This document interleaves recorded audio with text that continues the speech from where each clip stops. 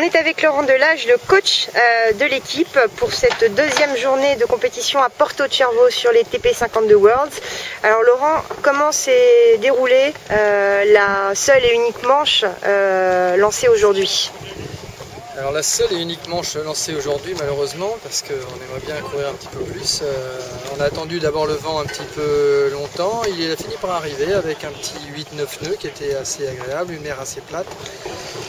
Et on a eu le temps donc de bien préparer nos séquences de départ, de bien analyser le plan d'eau et donc de préparer cette régate convenablement.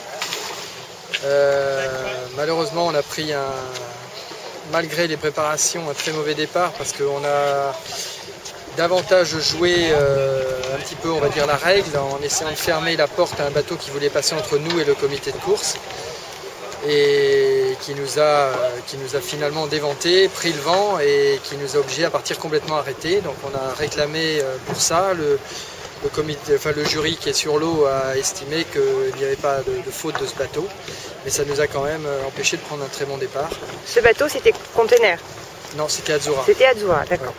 Ouais, Azzurra et Container, et en plus, après, comme on était arrêté, on a profité pour s'engouffrer dans la brèche. Donc on a eu deux bateaux qui nous sont passés dessus et qui nous ont pris le vent pour pouvoir démarrer convenablement. Donc on a malheureusement pris un départ assez arrêté et on a très vite décroché avec la flotte, sauf Azzurra qui lui est parti trop tôt. En nous gênant, il a aussi parti trop tôt et a dû faire donc le grand tour du bateau comité pour partir derrière nous.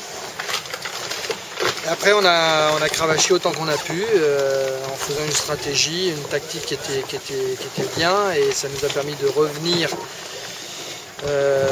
proche de nos adversaires, mais malheureusement pas suffisamment pour les dépasser. Donc on termine juste derrière le paquet à cette régate, avec un bateau derrière nous. Bon, demain il devrait y avoir un petit peu plus de vent. Est-ce que l'équipage attend ça avec impatience, si on peut dire?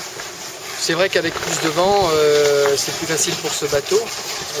Mais aujourd'hui, il y avait suffisamment de vent à partir de 9 nœuds. Le bateau a un comportement qui nous permet de jouer largement. En dessous, comme les conditions d'hier, c'est beaucoup plus difficile et le bateau est visiblement un peu typé plus pour le médium et la brise.